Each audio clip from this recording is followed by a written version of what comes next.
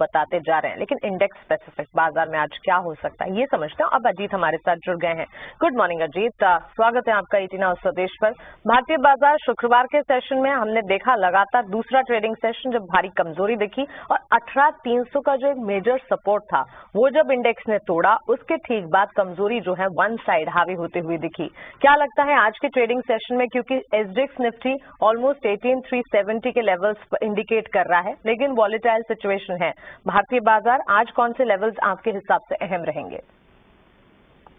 Good morning Mansi. तो मानसी, बिल्कुल आपने सही कहा कि देखिए लास्ट ट्रेडिंग सेशन में 18,300 का लेवल था, इंपॉर्टेंट लेवल, वो ब्रेक हुआ। दूसरा हफ्ता लगातार जहाँ पे कि हमने मार्केट में प्रॉफिट टेकिंग देखी, बट इम्पोर्टेंट ये हफ्ता इसके लिए रहा प्रॉफिट टेकिंग में, बिकॉज मानसी जो अभी तक मार्केट को ब्रीदर दे रहा था, रिस्पाइट दे रहा था ऑन एवरीडे बैंकिंग, वो भी नेगेटिव टोन के साथ बंद हुआ। लास्ट वीक में हमने वहां पे भी देखा प्रॉफिट टेकिंग आते हुए।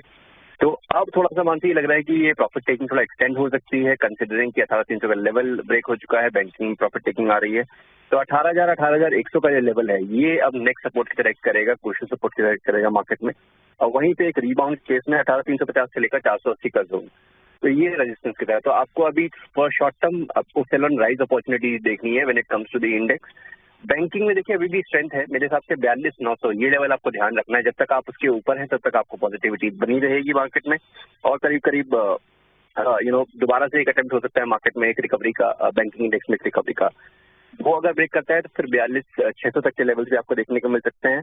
रेजिस्टेंस के केस में 43,450 से लेकर 43,750 ये एरिया है जहाँ पे आपको बैंकिंग इंडेक्स रजिस्ट करते हुए नजर आएगा। ठीक है, तो 42,200 के लेवल्स को जब तक बैंक निफ्टी टिका कर रखता है तब तक स्ट्रेंथ बिल्टअप होती हुई नजर आ सकती है। ऐसी संभावना है 42,600 तक के लेवल्स भी हैं जो कि दिख सकते हैं, लेकिन निफ्टी में कमजोरी जो है वो हावी होती हुई नजर आ रही है। और इस कमजोरी को ध्यान में रखते हुए एक्सपर्ट्स का भी यही मानना है कि सेल ऑन राइज यानी कि तेजी पर बिकवाली का नजरिया आपको अपनाकर चलना चाहिए। अजीत, फिर ऐसे में कौन से स्टॉक्स हैं, कौन से सेक्टर्स हैं आपके रेडार पर? बिल्कुल, तो देखिए यहाँ पे स्टॉक स्पेसिफिक रहने की जरूरत होगी, बिकॉज अभी सेक्टर में तो आप मिक्स ट्रेंड ही देख रहे हैं। और लास्ट ट्रेडिंग सेशन में जिस तरीके से हमने देखा है कि कुछ एक स्टॉक्स में तेजी बनी रही बावजूद इसके कि मार्केट में प्रेशर था। पहला नाम होगा मेरी लिस्ट में बलरामपुर चीनी का। काफी अच्छे कंसोलिडेशन के बाद एक ब्रेकआउट देखने को मिला है, एक रिवर्सल पैटर्न से ब्रेकआउट विद वॉल्यूम्स।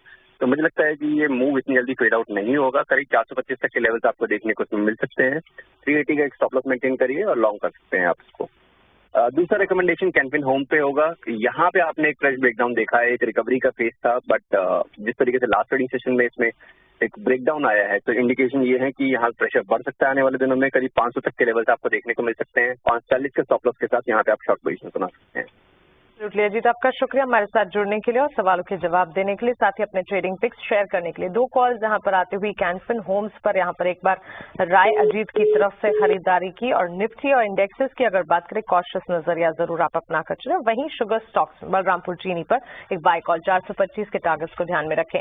लेकिन आइए इक्विटी मार्केट्स का हाल जहां हम जान रहे हैं, ब्रोकरेज हाउसेस के रिपोर्ट्स क्या है, कौन से सेक्टर्स पर नजर है, ये जानते वामाक्षी से। वामाक्षी, आज तो सेक्टर स्पेसिफिक ब्रोकरेजेस है, बताइए।